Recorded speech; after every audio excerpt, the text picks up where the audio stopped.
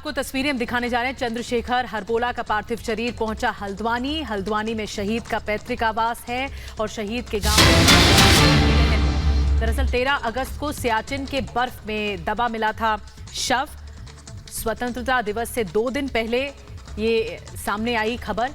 शहीद का पार्थिव शरीर पैतृक निवास पहुंचा है, पैतृक गांव पहुंचा है और श्रद्धांजलि के लिए पूरा गांव इस वक्त आ रहा है पार्थिव शरीर को आखिरी विदाई देने के लिए।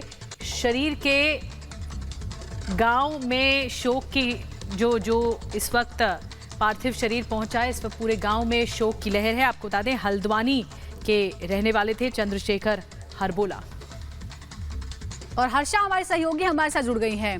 हर्षा, 38 साल का समय बीत गया है, लेकिन शहीद लोगों के मन में थे और आज उनका पार्थिव शरीर भी मिल गया है। अंतिम संस्कार अब होगा, क्या जानकारी अभी तक मिल पाई है?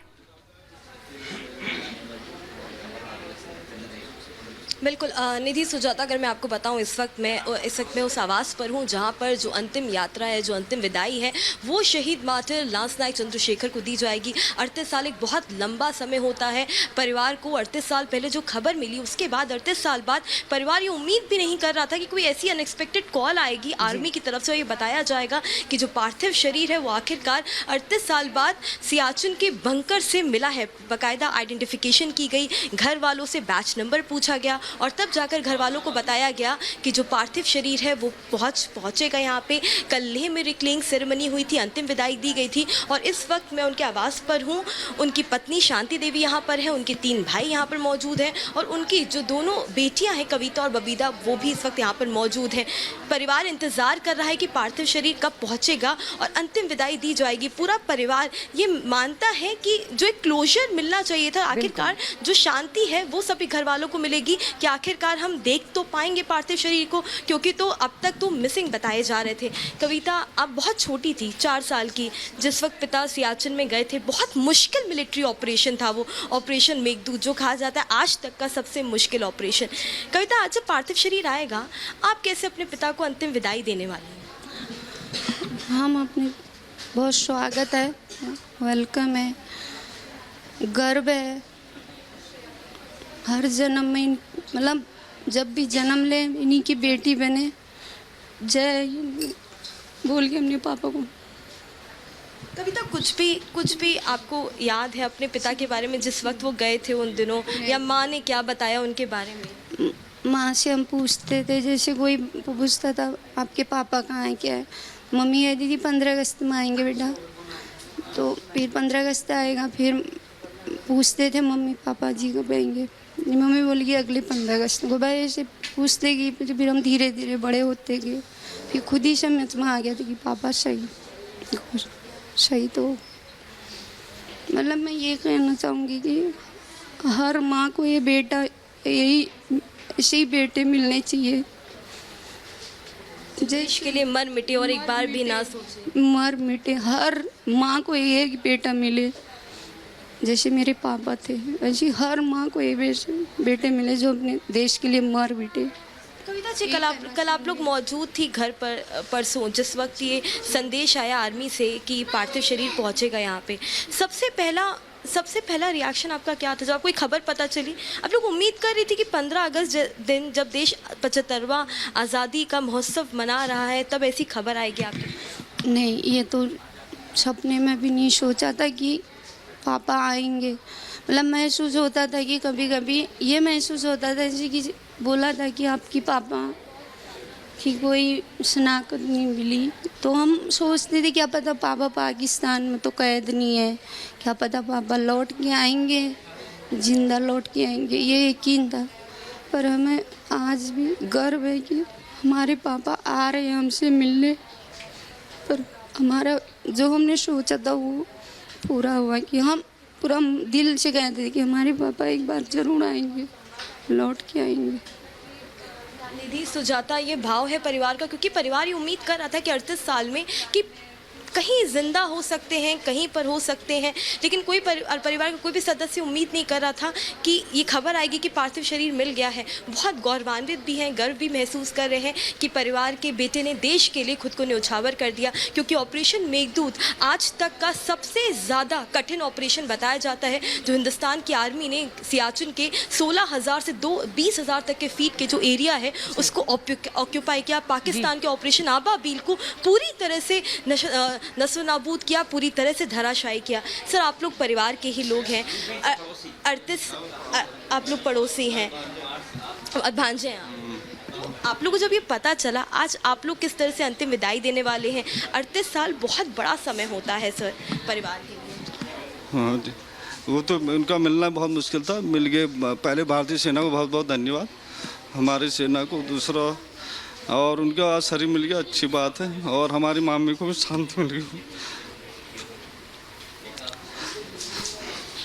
सर, हम आपका ना दुख भी समझ पा रहे हैं, दर्द भी समझ पा रहे हैं आपको, लेकिन आपको लगता है कि पार्थिव शरीर मिलने से एक कम से कम एक ये सुकून तो है कि वो जो मिसिंग बताए गए थे, कम से कम एक आखिरी विदाई सुकून से दे पाएंगे अपने घर के बच्चे को जवान। जी जी जी, हाँ जी, विदाई देंगे। परिवार वालों से बातचीत कर रही हैं, उनके पड़ोसी भी जुड़े हुए थे। लांस नायक चंद्रशेखर का 38 सालों बाद जब आस भी हिम्मत हार जाती है, उस वक्त एक ये सामने आई खबर कि लांस नायक चंद्रशेखर जो लापता हो गए थे 38 साल पहले सियाचिन के ग्लेशियर में, उनका पार्थिव शरीर मिल गया और अब गांव पहुंचेगा, अंतिम विदाई दी जाएगी।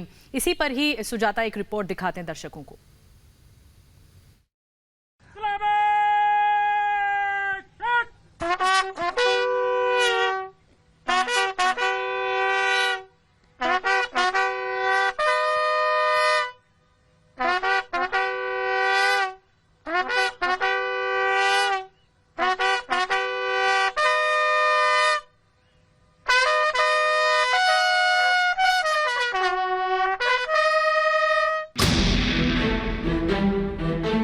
ये सम्मान सियाचिन के उस हीरो को जिन्होंने देश की रक्षा में 38 साल पहले अपनी जान न्यौछावर कर दी थी।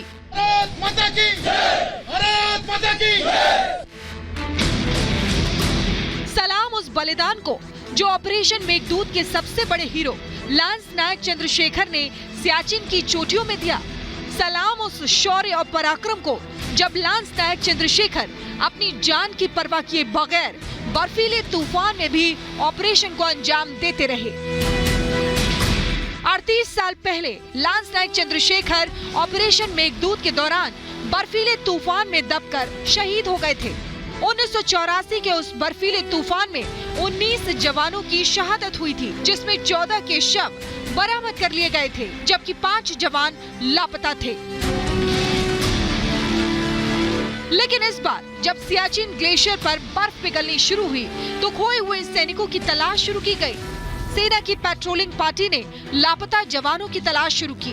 बर्फ के पहाड़ों में कड़ी मशक्कत की, जिसमें लांस नायक चंद्रशेखर हरबोला का पार्थिव शरीर ग्लेशियर पर बने एक पुराने बंकर में मिला। सबसे पहले हमें मोर्टल रिमेन्स दिखाई दिए, हमें उसके साथ साथ 2 डिस्क भी मिली, उसमें आर्मी नंबर्स मेंशन थे। और उसके बाद हम लोगों को, हमारी पूरी टीम को इतना उत्साह और जोश आ गया कि, और हमें पता लग गया कि ये हमारे ही लोगों में से एक है। और उसके बाद हमने उस शेल्टर को और भी उसकी खुदाई शुरू की और उसमें और चीज़ें सर्च करने की कोशिश की, जिसके बाद हमें सबसे पहले उसका सामान, पर्सनल सामान जो था, उसके साथ वेपन जो था और उसके साथ कुछ वॉरलाइक स्टोर था जो कि हमने रिट्रीव किया वहाँ से। ये भारतीय सेना का जज्बा ही है जो 38 साल बाद भी बर्फीले चट्टानों के बीच से अपने एक साथी को ढूंढ निकाला। मौसम की मार पड़ी, तूफानों का सामना किया, लेकिन हिम्मत और हौसला नहीं डिगा। कठिन परिस्थितियों का सामना करते हुए सेना के जवानों ने अपने साथी का पार्थिव शरीर ढूंढ निकाला। ऐसा लगा इसके अंदर बहुत कुछ है। हमने उसको चारों तरफ से खोदना स्टार्ट किया, तो उसके अंदर जो हमारा पुराना साथी था उसकी अस्थियाँ और जो डिस्क वगैरह मिली और वेपन मिले, अम्युनिशन मिला, बहुत कुछ सामान मिला, तो इससे हमारे को बहुत खुशी हुई। भारतीय सेना ने 38 साल के बाद लांस नायक चंद्रशेखर की पत्नी को उनके पार्थिव शरीर मिलने की सूचना दी तो वो सुन्न पड़ गई। उत्तराखंड के हल्द्वानी में रहने वाली शहीद की पत्नी शांति देवी को यकीन ही नहीं हुआ कि ऐसा हो सकता है। इस खबर ने उनकी पत्नी के दिल और दिमाग को सुन्न कर दिया। मिसिंग में मैं सोचती थी शहीद हो गए होंगे, मुझे नहीं आता था।